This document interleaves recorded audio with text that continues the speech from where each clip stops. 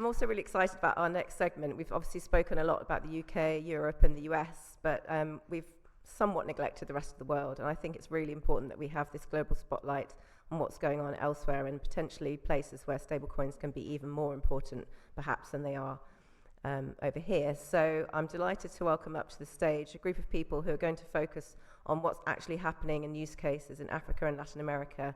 And it's going to be moderated by Jannah Patchay of Markets Evolution. I said last night when we were having dinner with a few people that Jannah was the person who sort of made me realise that stablecoins weren't boring. So up to the stage for you, Jannah. Thank you very much for being here.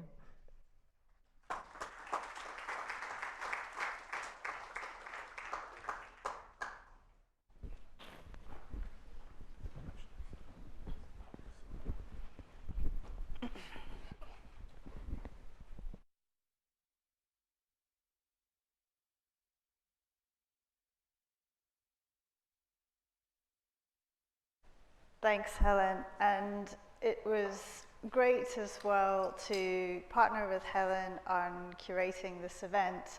When we started talking about it, we really wanted to go beyond the discussions that are so often had about stablecoins. I mean, I think it's now becoming apparent that, you know, there are significant opportunities and use cases in cross-border payments and more efficient payments, etc.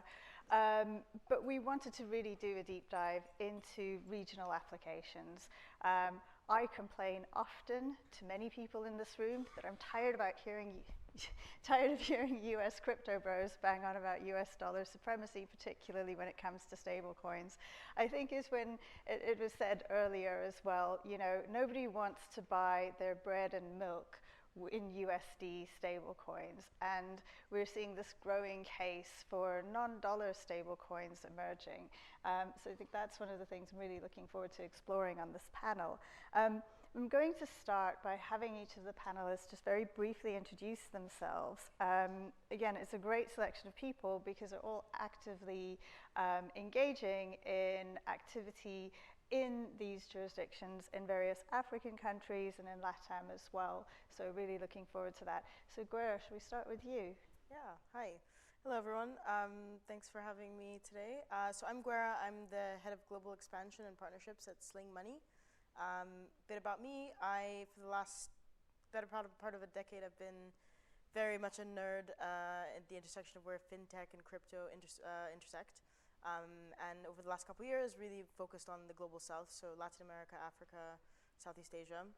Prior to this, I was the head of crypto at OnAfrique, which is formerly known as MFS Africa, Africa's largest payment gateway. And before that, I was in consulting at 11FS, working with regulators, banks, fintechs, cryptos, everyone really. And before that, built this scrappy little thing, you may have heard of it, called Monzo. Someone earlier was talking about the FCA, big fan of the FCA's regulation, especially with regards to how they treated innovation in the 2010s.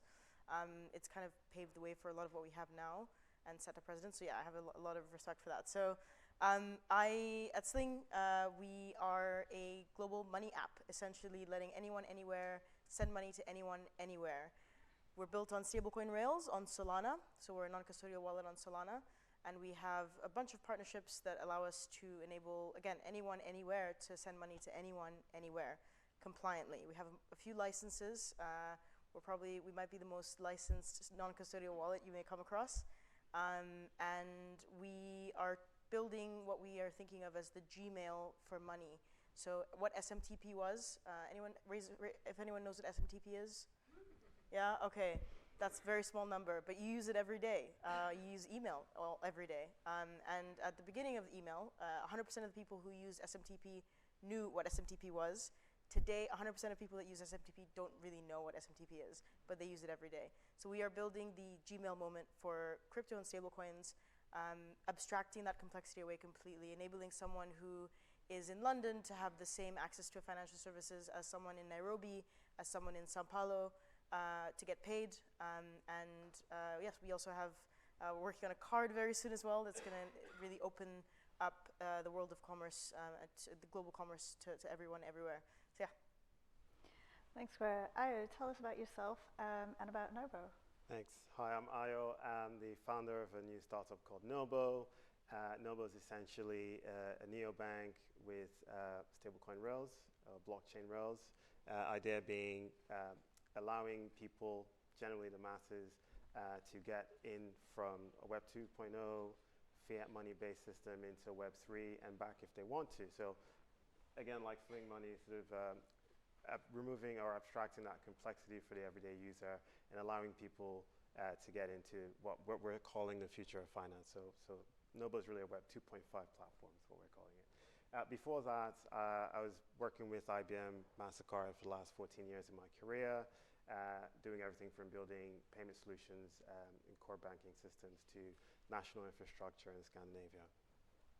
Thanks, Ayo. And Cairon, you are also announcing a rebrand today, aren't you? Yeah, I actually announced it yesterday, so pleased to call us Zynta now. We previously were Globochain, but great to meet everybody. Thanks to have you all here. My name's Cairon. My background has been in management consultancy, so I worked for a couple of the banks in the UK. I worked for HSBC for a while. I worked at Old Mutual Wealth with St James's Place. I worked in South Africa at FNB as well. And then I just kind of hopped around and did management consulting at a few places from Virgin Media to Vodafone. Eventually found my way into Web3 in 2016, and I probably went through the phase that maybe everybody that kind of comes into crypto does, which is like just buying meme coins and trying to make a bunch of money. But got more serious in 2018, 2019, where I worked with a payments infrastructure provider. 2023, built like a simple kind of B2C on and off ramp solution for Africa.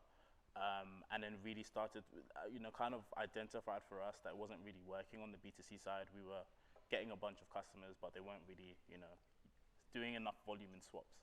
So we kind of thought, let's start doing transactions for businesses. And there was an aha moment where we utilized stablecoin rails to do a payment for a business, and they wanted to do a $150,000 swap. And we were like, hold on a second, we might have a business here.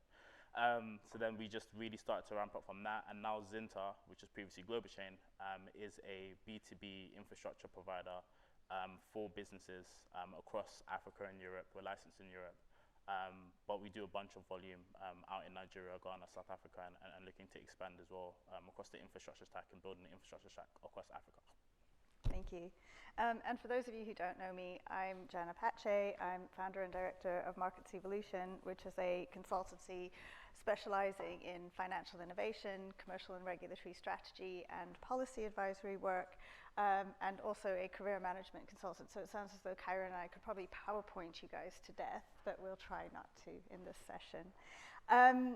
Right, so let's start by talking maybe a bit about market specifics. What are the differences that you guys will see between the US and European markets, for example, and what the demand is and what the emerging use cases are in African and LATAM jurisdictions? Perhaps we could start with you, Gwera, since you're operating across both. Yeah, so the question was about the regulatory? No, market demand, use cases. What are the specific types of market demand and use cases that you're seeing, and how do these differ from the kind of applications and demand that you get in Europe and the US, for example? Great, yes, so Cairon mentioned how entering crypto was you started buying a bunch of meme coins. I think a lot of us might have also entered in that way. I think that hype cycle has come and kind of gone, and is still there in some ways, but the supercharged adoption of crypto or stablecoins in Africa has been for utility to Africa and Latin America. So these are, I'm not going to bore everyone with the information about currency devaluation, hedging for currency risk, cross-border remittances. We all know this, but I think people live this for real. So stablecoin demand hasn't come as people being like, I want stablecoins. It's more like, I want to do this thing. So no one wants a drill. People want quarter-inch hole. So stablecoins are enabling people to do that, and the early adopters of it have been, savvy on Binance and Yellow Card or Bitso. But we're seeing now a lot more players wrapping a really good user experience around that. The demand remains, and I think we still haven't quite seen the cap on what that market could be. So gig workers to recipients of remittances to B2B, like airlines. I'm hearing a lot about airlines trying to move money out of Nigeria, oil companies trying to get paid in parts of Africa and Southeast Asia, or trying to make payments. So it's not just the cool, snazzy fintechs doing this stuff. It's also like a lot of traditional organizations as well. And Ayo, perhaps you can tell us a little bit more about some of the current obstacles and specific challenges that are faced, not only by individuals, but also for businesses when they're looking to do remittances on the Nigerian-UK corridor specifically. Yeah, so I think someone mentioned earlier about regulatory arbitrage, and I think just those differences in regulatory maturity or coverage in the different areas presenting the barriers, where also the lack of, shall we say, stability in legislation as well. So for instance, somewhere like Nigeria, it was touched on earlier, the second largest adopter of Bitcoin in the world, huge adopter of stablecoins, but crypto was banned up until the start of 2024, I think. It's since been changed under a new government regime where crypto is allowed, but there's a new regulatory policy and direction from the SEC in Nigeria. So that's caused a lot of uncertainty.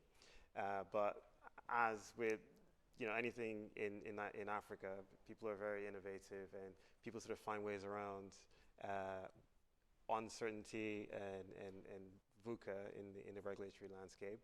So the demand is still there, the activity is still there, even though the regulatory landscape may not be settled yet. But yeah, UK is a bit different, where there's a very textbook approach, which I think is the academic and textbook approach is what's really sort of causing the delay, with all the best intentions, but it is causing the delay. And then compare that to the rest of the world, like the US. You can have the US 2 years ago being well behind the UK, and all of a sudden Donald Trump gave an executive mandate that's 180 days to be world leader in stablecoin market, and it starts moving. So yeah, I think the cultural differences in jurisdictions are driving the differences and some of the challenges that businesses are seeing across those jurisdictions. And Cairon, you're already operating in multiple African jurisdictions as well, and different markets too. And how do you see variations in demand between different markets? And are you seeing specific use cases arise in different markets that you're trying to address? Yeah, 100%, great question. So I think there's, I kind of see it as almost like two different worlds, right? Specifically when you look at USDC and USDT. So I see USDC as almost like the institutional, kind of American, more banker type of coin, whereas you see USDT, which is there's a lot more liquidity in emerging markets, specifically Latin America, specifically Africa, and sometimes when you try and do like large volume swaps for USDC in Nigeria, Ghana, it's not available. So from that perspective, we kind of see a difference in terms of those two specific worlds. And obviously we've seen, USDC Circle's gone public, right? We actually got backed by Circle, but Circle's gone public. And there's been a lot of hype around stablecoins and the usage for stablecoins. But if you look at emerging markets, they've literally been using stablecoins to receive payments for the last 5-6 years. It has been a very common thing where, they actually need access to dollar. In the UK, if I try and make a payment, it just works. When I was in Nigeria and I was trying to make a payment from my business bank account trying to pay back to the UK, the bank manager told me it was going to take him 5 days to get hold of the dollars, and he was going to charge me 4.5%. And I always tell this story because even to this day, I just think it's ludicrous. And this is only about 1.5 years ago, by the way. So, kind of having that access to dollar and being able to kind of move money pretty much instantaneously from wallet to wallet is an absolutely fantastic use case. And what we've really been seeing is that, exporters are using it, for payments. We've actually seen airlines. We've done transactions for airlines as well. And we're seeing that, like was previously said, businesses are just happy to get paid in stables. They don't necessarily care if it's dollars in their bank account. They don't care, if it's stable currency to their wallet or anything. They're just happy that they have the access to the dollars. So what we're also building at Zynta, which we've realized is a really cool use case, is kind of that last mile piece as well, where it's not just payments, but it's also the off-ramp into the local accounts, right? Where you not only have your dollars, but then you can swap into Nigerian Naira, you can swap into South African Rand, and you can move in and out as like a hedge against the currency fluctuations. And the great thing about stables as well is that you also get that juicy yield on chain. You know, that's also the fantastic bit about it. So yeah, that's what I see as kind of the key use cases. And I think they'll just develop over time as financial products develop. There's been more and more options for getting like US Treasury yield as well, which I think is really, really attractive for businesses. Whereas previously they wouldn't have been able to get that access. And I just think over time it will continue to develop. And one of my favorite stories and cases, business cases for stablecoins and in cross-border payments was actually told to me by a friend who's a former deputy governor of the Central Bank of Kenya, which is that actually if you look at the inter-African country payment rails, they actually follow the old colonial paths. So, and this actually becomes a huge barrier to trade between African countries because, for example, say you're a buyer in Kenya and you want to make a payment to a seller in Senegal, your payment is going to go from Nairobi to London to New York over to Paris, back to Dakar, and it'll have several hops through correspondent banks at each leg of this journey, and at each one of them there will be some cost applied. And actually by eliminating those barriers and by making more efficient payment corridors, we can improve trade across the continent and open up new trade opportunities and regional economic development opportunities.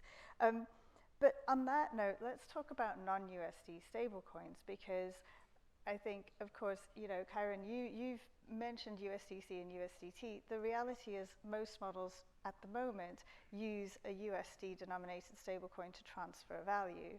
How important is it in order to realize some of these benefits to actually have the ability to off-ramp to or to hold, to have some kind of conversion into local currency stablecoins, or actually having local currency stablecoins playing a role in this kind of payments ecosystem?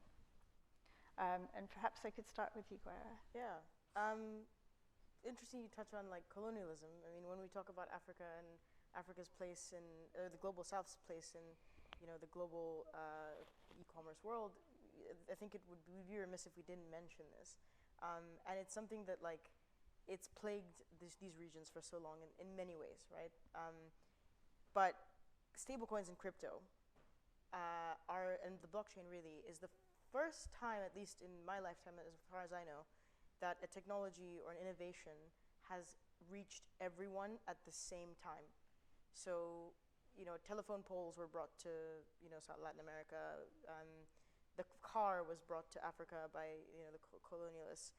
Crypto on the blockchain was released to the whole world. Anyone with a computer can access, you know, this money system. So stablecoins, I mean, it's no wonder that we found unique ways for the, you know, or I guess localized ways of use across the world. And local stablecoins or like, you know, regional stablecoins is no different to that. I really do believe that, you know, whilst I'm not going to get into the politics of de-dollarization, I'm not interested in that at all. I'm more interested in the like efficiency of what this means. So yes, a lot of the economy does interact in dollars. Yes, we have a lot more USD stablecoins than others, but we're now, with this stablecoin summer that we're entering, we're now seeing a lot more non-USD stablecoins. So a colleague who was actually meant to join us from Convexity, they've launched a Nigerian Naira stablecoin. And this is one of, you know, there's lots, we're speaking to folks in Brazil and Mexico who are coming out with their stablecoins. A few folks in the room, I think today, are working on GBP stablecoins. This is good, and I think this is pushing us into a world in which the money system is on chain, and we're no longer talking about, you know, FX brokers charging a spread on you know, the arbitrage. No, it's going to be a swap, and what it costs is what it costs. And that's going to be a much more efficient world. And I think that, you know, all these stablecoins coming out is also good for their currencies and for onboarding users. Because, of course, you know, everyone will take a dollar, but they still need to interact in their local currency to buy groceries and so with Sling, for example, we've launched Euro C on the app as well for our users in Europe. And we plan to add more G7 currencies as we go along, but it's a no-brainer to me as to why there's a need for like non-dollar stablecoins. And Cairon, what are your thoughts on non-dollar stablecoins? Two thoughts. First thought is that, you know, I think 99.6% of stablecoins in existence are dollar stablecoins, right? And when you look at, you know, kind of world reserve currency, I think there's only 60% of the dollar that's kind of in reserves, as opposed to like other currencies. And I think we definitely have to, you know, work towards like bridging that gap. It's great for dollars and for the Americans, but you know, in the UK here, we need our GBP stablecoin, and the guys at GBPA, Ruben, and the guys that are doing fantastic stuff. I see a future where pretty much all of the world is going to be on chain. I've been saying this for a very, very long time to almost anybody that has ever spoken to me, and they just think I'm a madman. But I think, you know, having that last mile piece is super important, which is that, you know, kind of being able to off-ramp, you know, into local currencies. But I think in the future, like every single, you know, country will have their own stablecoin, and you will be swapping on chain. All money will be, you know, programmatic. You won't necessarily even care that you have dollars, like physical dollars within your bank account anymore. You'll just deposit your dollars, and they will automatically like on-ramp into on-chain dollars. And I think that's why Bridge have done really, really well, because if you look at their tech stack, it's as simple as that. Like they literally do not, you don't have a dollar account with Bridge, right? As soon as you deposit via their API dollars into that account, it automatically moves on chain. And that's why it's so fantastic, because once it's on chain, you can get access to the yield, you can get access to the immediate money movement, you can get access to swapping, you know, to additional currencies. And, you know, at Zynta, that's kind of what we're looking at. Our use case kind of going forward is kind of building that same kind of model for Africa. Across Africa, there's 41 different currencies. So, you know, it's a very, very, very big task. And I think governments are either going to do one of two things. They're going to have to and be forced to adopt the dollar, or they're going to have to incentivize the use of their currencies going forward. And Ayo, from a NOBO perspective, what does the neobank of the future look like with multiple currency stablecoins integrated? What are the opportunities there from a retail and commercial banking perspective? I think the opportunities really tie into what everyone said on the panel so far. So giving people that window into that DeFi world from a fiat world. So everything from being able to buy digital assets, settle digital assets, and come back into stablecoin rails from the seamless integration with your neobank, I think will save people a lot of cost and time. And will also help to get more people into the ecosystem if it's a simplified and familiar UX as opposed to, say, a more complex trader-optimized UX like some of the exchanges are. But also, I think more interestingly is what Dave touched on in the morning. Future is going to go towards this agentic AI, autonomous commerce, or agentic commerce happening, and a neobank that can help you or that's optimized for that sort of future, I think will be essential. I don't think it's just going to be every country having their own stablecoin. I think it's going to be every other bank. It's now also going to be every other e-commerce provider, from Amazon to Shopify. Who knows? Like, there could be 1,001 different stable coins. They may not all be they won't all be in the same denomination.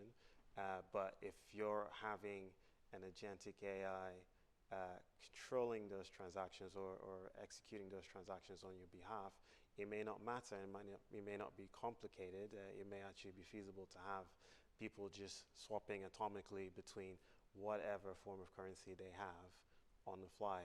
So yeah, I think that's where this is ultimately going to go.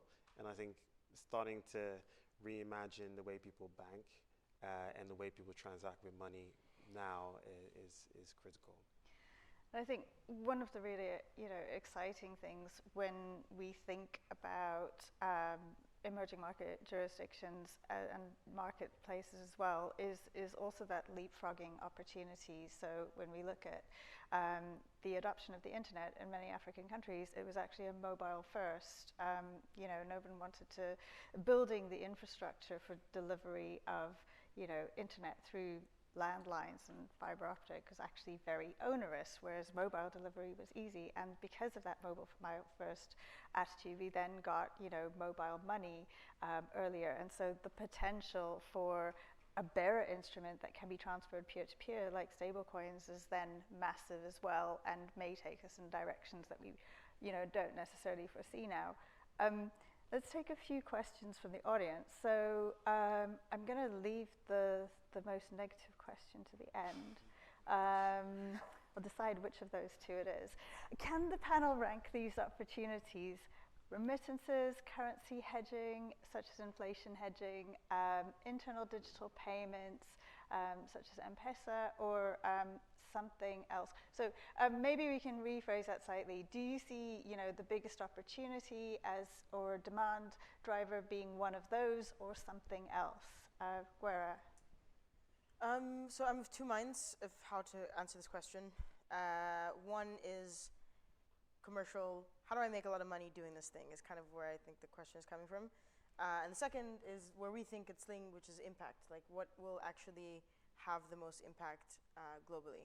So the first, I'd say B2B payments. This is why if you're a VC in the room, I'm sure 3 decks a day you see that are from B2B stablecoin payment providers. B2B payments, the pie is massive. There's a lot still to do. Global cross-border B2B is still broken.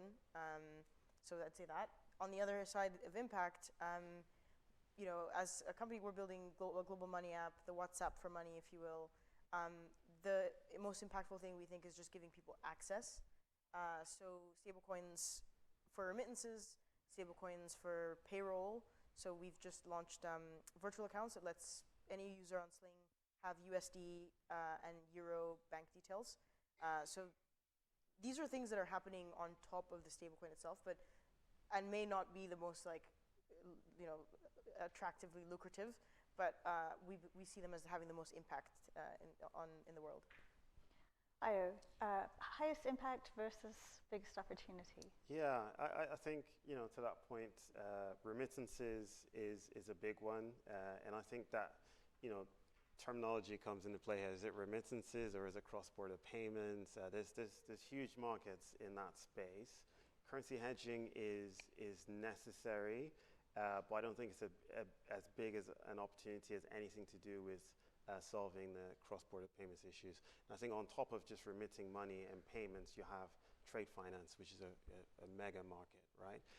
And there's a lot of pain and a lot of friction in the trade finance space that can be alleviated by using things like stablecoins. I'm not really sure internal digital payments. Does that mean local domestic payments? If that's what that means, that there could be big application for that within Africa. But I think number one from the terms used here, I'd probably say remittances, but meaning anything to do with cross-border transactions. Cairon, biggest impact, biggest opportunity? Yeah, again, impact opportunity. Impact for me is definitely the currency hedging. A lot of people in regions that we operate in, they want access to the dollar. They swap in and out of the dollar. When they feel like the naira is an opportunity to buy, they'll swap out the dollars into naira. Same with South African rand and Ghana cedis as well. So that alongside the yield opportunities. For me, I'm a big advocate for yield. In the UK, in our bank accounts, we pretty much get peanuts. So being able to get access to those yields on chain for me is always very, very, very attractive.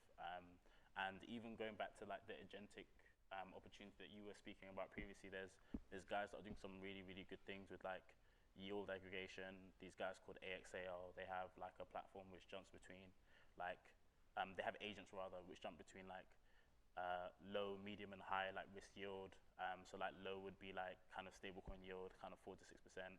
medium will be like RV and like degen pool yield, no, RV yield and communal finance and those kind of yields, which would be like between like 8 to 12%, and then they have like completely crazy degen pools, which might be like 80% a day, and as soon as the yield drops by a little bit, the agent will pull it out or have like a stop loss kind of thing. So I feel like that's a really, really big opportunity, and people that are tech savvy can utilize that opportunity in terms of getting those yields. On the biggest opportunity, I'm working in B2B payments, of course I'm going to say that, but I definitely see that as the biggest opportunity. I don't think we've even scratched the surface yet in terms of the opportunity that we have available to us, and I think over the next year, we're really going to unlock a whole nother set of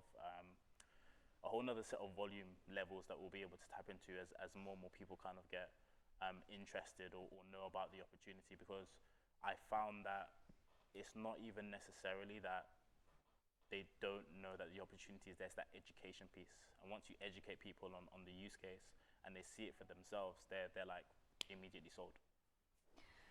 I'm going to come back to some of the points you made, but we have a couple of questions from the audience. So I think there's one. Okay, William? Okay, William. My question is kind of currency of stablecoin. Currency of stablecoin you'd actually want for Africa. All I've heard through here is, for logical reasons, USD, USD, USD. Either for intra-Africa trade or inter-Africa trade on the B2B side, what would your next one or two currency wish list be? I can take this because I worked on as a consortium of, I guess, financial institutions in the East African EAC region that are, they're humming and hawing they've been for quite a while, but there's a Africa free trade region, which is, coming up, and the East Africa also is like a block in its own.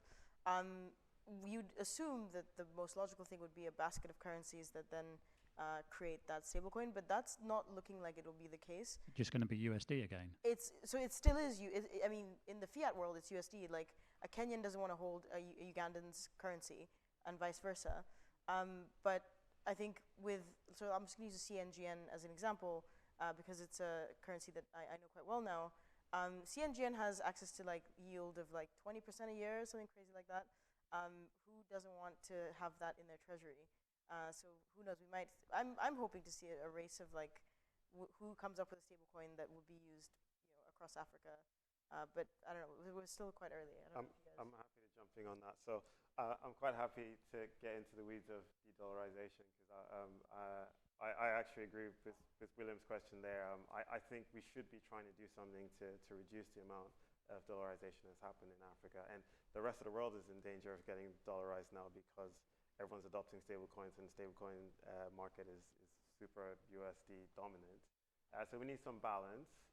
To that point, you can do atomic swaps between currencies if there were, locally denominated stablecoins in Africa.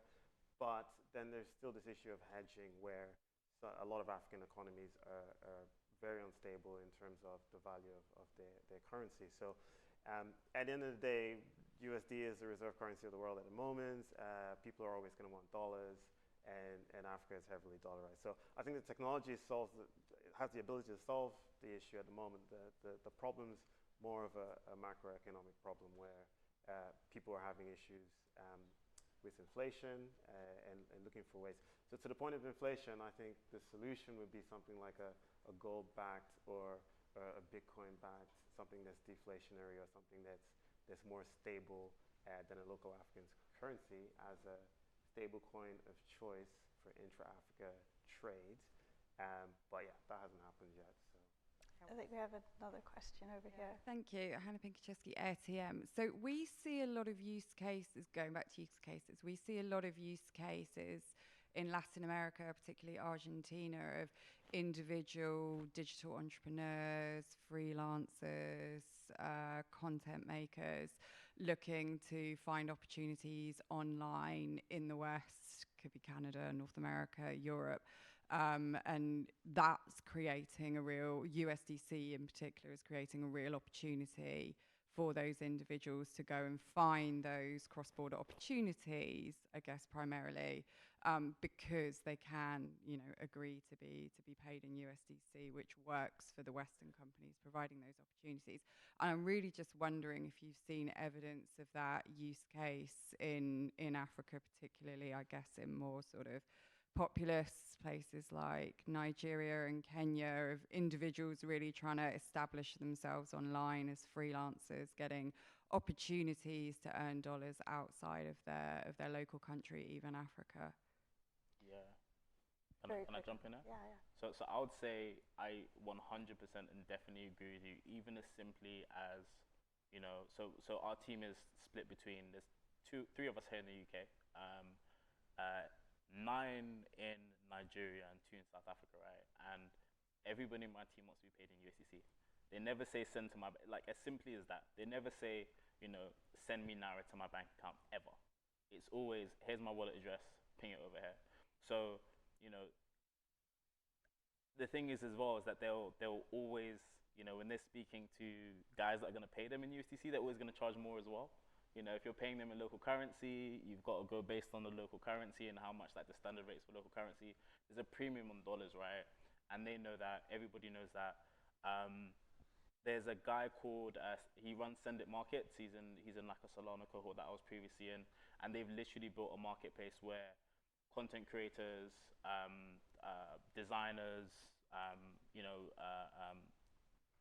kind of those kind of entrepreneurs essentially can accept USDC for their services. So we're only going to see that market grow. Yeah.